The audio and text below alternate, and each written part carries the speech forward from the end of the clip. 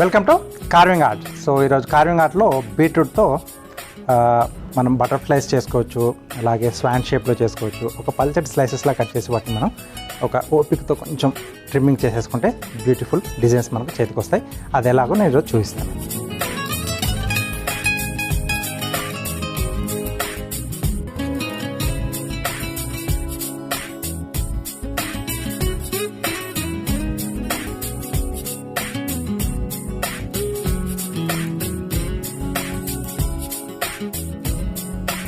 So కొంచెం పల్చగా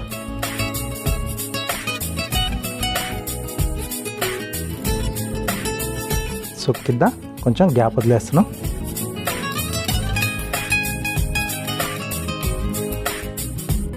okay, ఇలా రావాలి మనకు.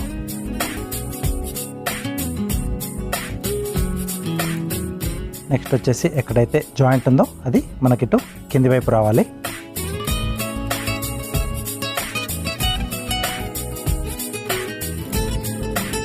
సో ఇక్కడ బీక్ అలాగే హెడ్ తీసేసుకుని ఇక్కడ టర్న్ చేస్తున్నాను.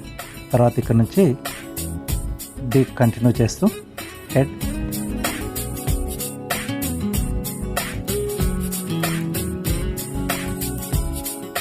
ఇక్కడ తీసేసాం. రైట్, సో ఇలా వస్తుంది. ఇది కొంచెం సపరేట్ అనమాట. దాన్ని సపరేట్ చూపించడానికి ఇక్కడ నుంచి ఇలా తీసుకొచ్చి ఎక్కడైతే ఇది ఎండ్ చేసామో ఇక్కడివి తీసేస్తున్నాం. చూడండి, ఇది ఇక్కడ హెడ్ అనేది వచ్చేసింది. నెక్స్ట్ ఇక్కడ zigzag cut.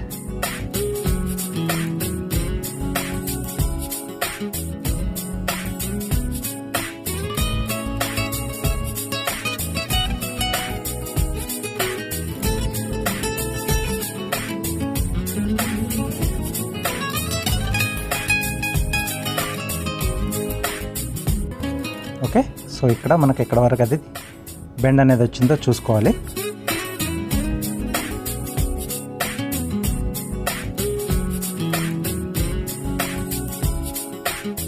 Okay, so next ఇక్కడ నుంచి ఒక కట్ ఇచ్చుకుంటున్నాం. ఇది కొంచెం ఇక్కడ ట్రిమ్ చేస్తున్నాను నీట్గా రావడానికి.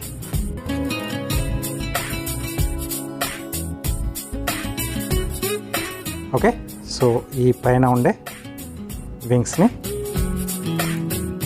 ఇలా ఓపెన్ చేసి ఎక్కడైతే ఇక్కడ కట్ చేసాం కదా దీన్ని ఇలా కొద్దిగా లిఫ్ట్ చేసి ఇలా మధ్యలోకి ఇచ్చేసేయాలి. రైట్,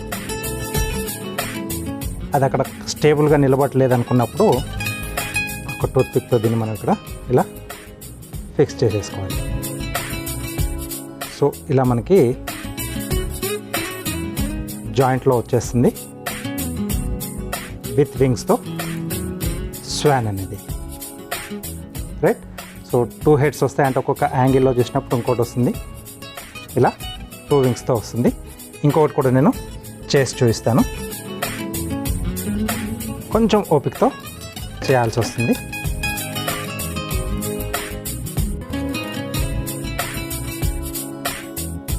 కింద గ్యాప్ అనేది కంపల్సరీగా ఉండాల్సిందే. అక్కడ నుంచే అసలైన మ్యాజిక్ మనకు వస్తుంది.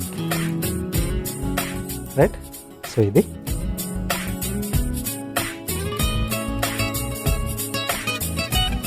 ఇక్కడ బీక్ హెడ్ తీసుకున్నాం. బీక్ ఇక్కడ ఓపెన్ చేసాం, కొంచెం హెడ్.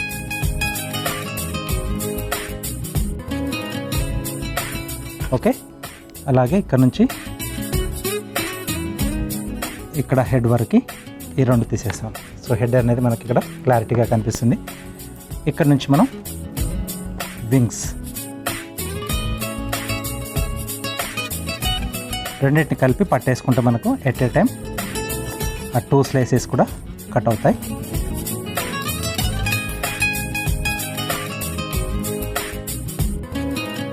ఇది కొంచెం ఇక్కడ ట్రిమ్ చేసుకోవాలి ఇలా రౌండ్గా.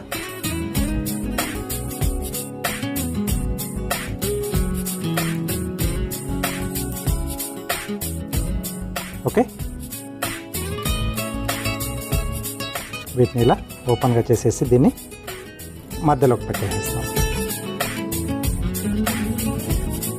ఓకే, సో ఇలా చేసేసి మనం ఎన్ని కావాలంటే అన్ని ప్లేట్లో గార్నిష్లా పెట్టేసుకోవచ్చు.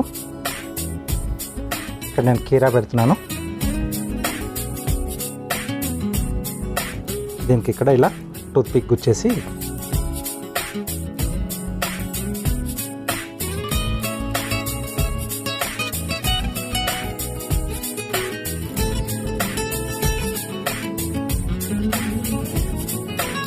సో ఇది కొంచెం తడి ఉండడం వల్ల మనకు 2 స్టిక్ అయిపోయాయి. కొంచెం డ్రై అవుతూ ఉంటే అది సపరేట్ అవుతుంది.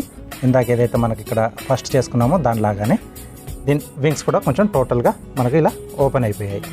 ఇదేమో మనకు కొంచెం దగ్గరగా ఉన్నాయన్నమాట.